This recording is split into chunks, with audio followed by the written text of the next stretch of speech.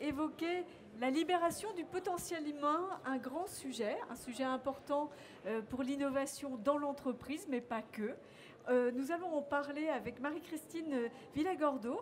Alors Marie-Christine, elle a été directrice de l'innovation et de la stratégie managériale chez Orange. C'est un poste sur lequel elle a travaillé à prendre en compte l'humain. C'était déjà une question importante pour elle, les personnes, pour les mettre en confort dans l'exercice de leur métier.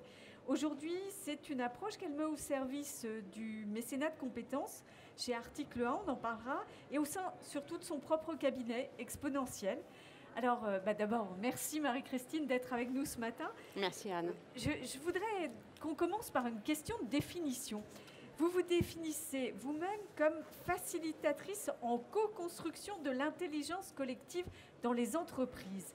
Ça, je crois que ça nécessite une petite explication.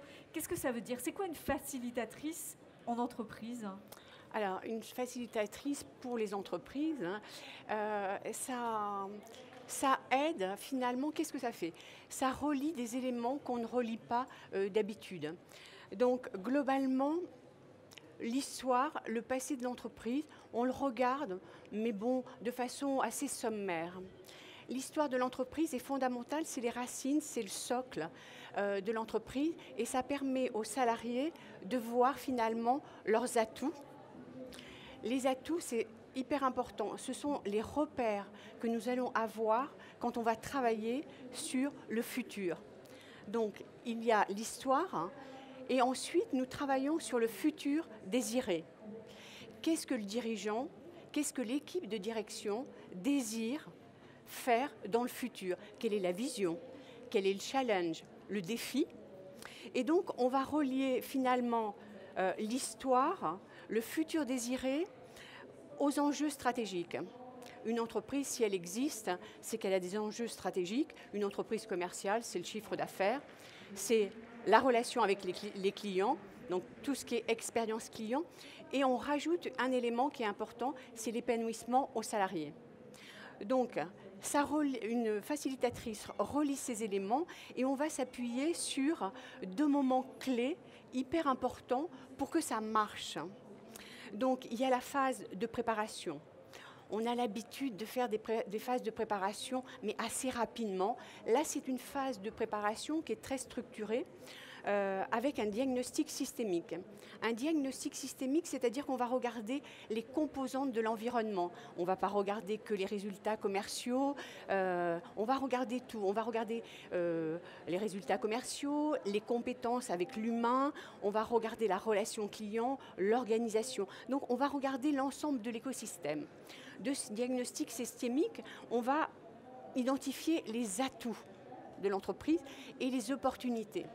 Donc les atouts, je l'ai expliqué, c'est vraiment les racines qui vont permettre aux salariés d'être en sécurité. Parce que quand on va construire le futur désiré, eh bien, il va y avoir de la transformation. Il va y avoir des suppressions, il va y avoir de la création. Et donc, ça va donner un mouvement.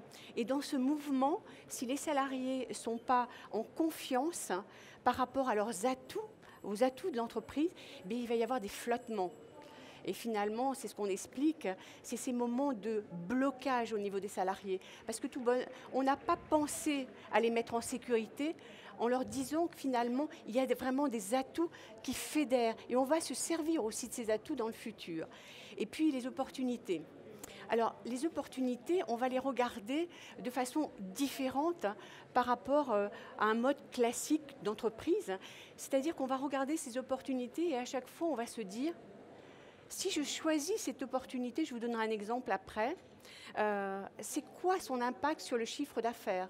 C'est quoi son impact sur la relation client? Et c'est quoi son impact sur l'épanouissement des salariés? Je vous donne un exemple, globalement, d'une entreprise que j'ai accompagnée, 1500 salariés, éclatés sur plusieurs sites dans toute la France, avec un turnover assez important. Et finalement, globalement, ce qui sortait dans le diagnostic systémique, on ne sait pas qui fait quoi. Eh bien, quand je suis dans mon métier et que je ne sais pas qui fait quoi, avec qui par qui je peux avoir un soutien quand j'ai une difficulté, eh bien c'est très difficile. Donc globalement, ce qu'on voyait, ce fait de ne pas savoir qui fait quoi avait un impact évidemment sur le chiffre d'affaires, avait un impact sur la qualité de la relation client et effectivement le salarié était forcément pas à l'aise. Voilà à quoi ça sert une facilitatrice. Il y a cette phase, donc j'aime beaucoup cette idée de l'histoire que vous mettez en avant, de l'histoire de l'entreprise, des atouts, presque des valeurs de ce qui va faire corps et ce que vous allez identifier donc, par cette analyse systémique. Et après, il y a une phase de co-construction des solutions. C'est ça. Globalement, une fois qu'on a fait ce diagnostic systémique, effectivement, on va travailler sur le futur désiré et en fonction de ce diagnostic systémique, on va prendre les opportunités et on va créer le chemin. Et ce chemin, après, on va passer à la deuxième phase qui est la phase opérationnelle. Et la phase opérationnelle, c'est par direction, c'est plus de façon mécanique. C'est comment est-ce que le directeur, si c'est une grande entreprise, ou le manager, va contribuer avec son équipe à la réalisation finalement de ce futur désiré. Donc à partir des axes que nous aurons choisis, eh bien, alors je dis nous parce que comme je suis en accompagnement et facilitatrice, je suis en co-responsabilité de ce qui se passe. C'est pour ça que je dis nous. Donc on va regarder en fonction du métier dans lequel je suis, en fonction des opportunités, c'est-à-dire des axes, comment est-ce que je vais contribuer? Et à chaque fois, dans ma contribution, je vais la regarder par rapport au chiffre d'affaires, par rapport aux clients et par rapport aux salariés. Donc, je ne déconstruis pas ce cryptique qui est important. Et globalement, dans notre société, on a l'habitude d'isoler les éléments. Donc, c'est un petit peu perturbant, cette co-construction. Perturbant, j'imagine, et surtout pas classique. Et pas dans classique. Les entreprises aujourd'hui, se dire on co-construit les solutions pour les transformations, ça ne se retrouve pas partout. Oui, tout à fait. Alors, avant toute chose, il faut quand même regarder notre histoire. Globalement, on nous enseigne à séparer, à isoler les éléments. Donc ça, c'est notre mode culturel. On est au pays de Descartes, donc on structure, mais en regardant les éléments séparément. On fonctionne en silo. On fonctionne en silo et on raisonne aussi en silo. Donc il y a cet élément-là. D'autre part, il y a un autre élément qui est important. Dans l'entreprise, si on regarde le salarié et qu'on voit le compte d'exploitation, c'est un coût et non une valeur. Et ça va plus loin encore, c'est-à-dire que par métier, on a des référentiels métiers. Alors, le référentiel métier n'est pas à bannir, mais on ne regarde pas le salarié dans son unicité. On le réduit à un métier, à des compétences, si bien qu'on le silote aussi. Et finalement, sa créativité, ses talents, son potentiel, eh bien, sont moins regardés. À part dans les grandes entreprises, le potentiel est regardé pour les cadres dirigeants. Mais globalement, le salarié n'est pas regardé dans son unicité, c'est-à-dire ses compétences, ses talents et son potentiel. C'est ce triptyque-là sur lequel vous basez la co-construction. Oui. Mais pourquoi ce triptyque? Pourquoi est-ce que c'est aussi important d'aller au-delà de la reconnaissance d'une simple compétence sur ce talent, sur ce potentiel pour tout le monde dans l'entreprise?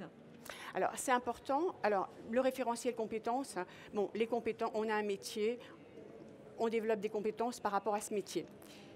C'est du savoir-faire, ça. J'ai des connaissances, on m'a donné des connaissances, je vais les transformer en savoir-faire, ça va s'appuyer sur mon savoir-être. C'est les compétences. Si je suis dans le talent, je ne suis plus dans le savoir-faire. Je suis dans le aimer faire. Moi, j'ai un talent naturel qui est la curiosité, la créativité. C'est naturel. Et chaque personne a cette capacité naturelle de la mise en mouvement. Et c'est du aimer faire. Et ça ne se retrouve pas sur une fiche de compétences, pas toujours? Pas toujours. Et ensuite, il y a le potentiel. Et le potentiel, finalement, c'est orchestrer ses savoir-faire, c'est aimer faire, et son savoir devenir aussi. Et si on regarde bien, aujourd'hui, les entreprises sont construites avec une philosophie qui est délivrer de la qualité, produits, services, ce qui est tout à fait normal. Mais globalement, on est dans un univers qui est compliqué, et le fait d'utiliser comme ça, je me perds là, je suis désolée. Ça va. Simplement la compétence. Oui. Voilà, simplement la compétence, c'est que globalement, on va corseter la personne. J'aime bien ce mot corseter, c'est-à-dire la limiter dans l'action, alors que si on la réunit avec son talent et son potentiel, on lui donne la possibilité de la créativité et d'innovation. Donc elle va bouger. Elle va bouger, et le fait de bouger, elle va être dans son unicité, et quand on va l'évaluer dans sa globalité. Donc on ne la réduit pas à compétences et objectifs métiers, et comme c'est un chemin que l'on construit, elle va avoir des objectifs de contribution, et on voit bien la mise en mouvement de l'humain, et non quelque chose de figé et rigide. Alors figé et rigide, j'exagère un petit peu, mais qui est quand même bloquant dans la mise en mouvement. Et finalement inconfortable, parce qu'on oublie certains des aspects de la personnalité en restant sur la simple compétence. Par rapport à tout ce que vous venez de nous expliquer sur le talent, on est en inconfort quand on ne peut pas utiliser tout le potentiel, tout le talent qui est le sien. Exactement. C'est-à-dire qu'on réduit la personne, et on le voit dans les entreprises. Quand les personnes rentrent dans l'entreprise, elles sont engagées, elles ont du